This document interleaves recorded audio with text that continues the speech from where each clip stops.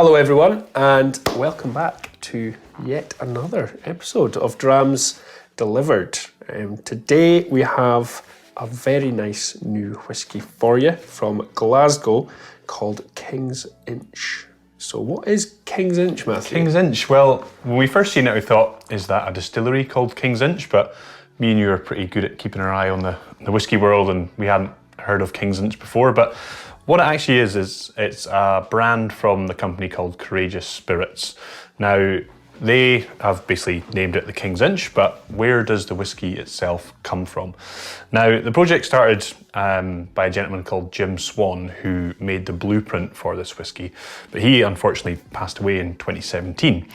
And the project was taken over by Dr. Jack Mayo, who is the head distiller and distillery manager at the Glasgow distillery. So we kind of think, and putting the pieces together, I think it's quite clear that this is from the Glasgow distillery. Now, they started in 2015, I think it was? I think it was 2017? Yes, 2015. So this whisky is a maximum age of 8. 8. We haven't tried it yet, so we're not sure exactly how old it is. Gambling man would maybe say a bit younger, just because it'd be strange for them to put their older stuff in, but we are going to give it a try and find out. Yeah. Whose turn to open? I'm going to say it's your turn to open this one, Matthew. I'm not very happy you said that, but we'll go with it. It does look like a slightly tricky one. Let's see. Oh, don't worry, there will be another tricky one for me somewhere down the line. Oh, no, I can live with that. Good closure. Good Nice. closure, yep, happy days. Easy open. Okay, now, favourite bit. Good pop. one. Good one. Pop, solid pop there. Right, let's have a Let's dram of taste. this. Yeah. So, what is King's Inch? Where does the name come from? If it's not the name of a distillery, Yeah. what is King's Inch? So there's a few things that the King's Inch actually references to. So the old imperial measurement of a King's Inch was actually 3 barley corns laid side by side. But there's also... End to end. Sorry. That'd be a very short inch. Well, I'm not going to get into a joke on that one, but... But there is moving swiftly on, there is another reference to it, John?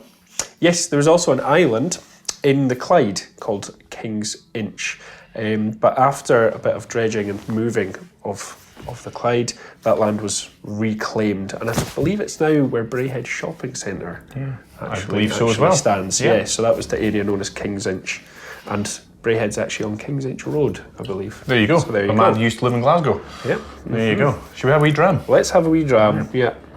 Let's have a smell. It smells lovely. It's very light, delicate, like biscuity. Biscuity, malty. There's notes of vanilla. How's the whisky actually matured? I believe it's in a combination of ex-bourbon and ex-sherry casks, but I would say there's definitely a higher proportion of ex-bourbon casks in there. Yeah, for sure. Oh, slange. Slange of that.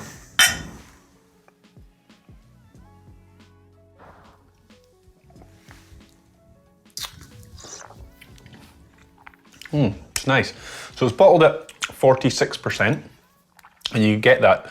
Sometimes when you smell really light whiskies like that, you think, oh, it's going to be quite flat, but I don't think that's flat at all. I think there's a nice mouthfeel there. I think the strength helps with that. But yeah, it's definitely on the light, delicate side of the whiskey scale, but very, very drinkable. And what do you think? Yeah, fantastic. A little bit of a peppery finish. Definitely a whiskey that I could see myself sipping on a summer's evening, you know, out having a barbecue, something like that. It's definitely light, floral, and yeah, lots of vanilla. Speaking of barbecues, John, we've got a wee idea this episode we'd like to share with the guys. So we think Drams Delivered is all about experimenting with whiskey, trying new whiskies, and there's no right and wrong way to do things with whiskey. So we've decided in this episode to show you how to make a really quick and easy cocktail that we think the King's Inch is absolutely perfect for. So I'll slide over some glassware, and then do you want to talk us through how to make a whiskey highball? Yes. So what is a whiskey highball? It's probably one of the most simple whiskey cocktails that you can make. It's simply whiskey and soda. So we're going to add, shall we add? Yeah, go from here, yeah. To the ice. What I would, that looks like a lot more in this glass than it does in this glass. If you could pass over a bar spoon as well and some soda, Matt. There we go. Now, a lot of people will claim that there's a very special way to make a highball.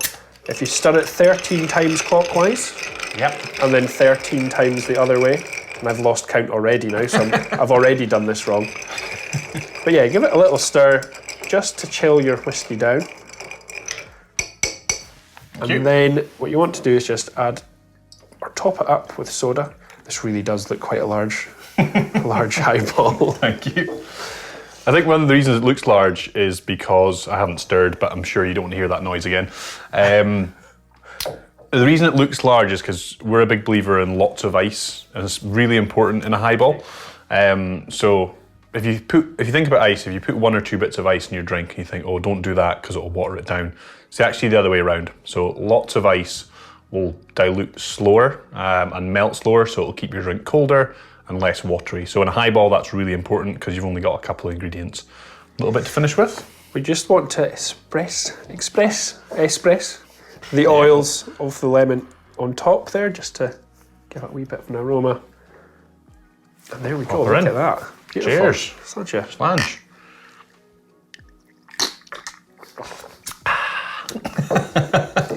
Sorry for the slurping there. We love a highball. It's super popular around the world. Japan love them. It's one of them. It's basically like a gin and tonic, as is a highball to them. A few kind of bits of history on the name as well. Where did it come from? There's an old railroad story where the little ball in a steam engine, this little measure, when it was at the top, it was all good and they could go through the lights without stopping, and that was known as sort of highballing. And this is a quick and easy way, or a quick cocktail, and that's one of the reasons. There's an old golf club story as well. Is there? Yeah, where you would ask for a ball of whiskey, which you'd put the whiskey in, and if they asked for a highball, it meant they wanted in a high glass with ice. So lots of stories of where it came from, but regardless of where it came from, it's just a perfect sort of summer's drink. So hopefully you guys enjoy. Yep. Let us know what you think of that one, guys. I think King's Inch works great in this. A heavier, maybe peated whiskey might not, but something light like this that already has lots of those light notes of kind of vanilla, barley works great. Yeah, good for a summer's night. Yeah. Cheers. On that note, Slan Chavat, and we'll see you next time. Slange.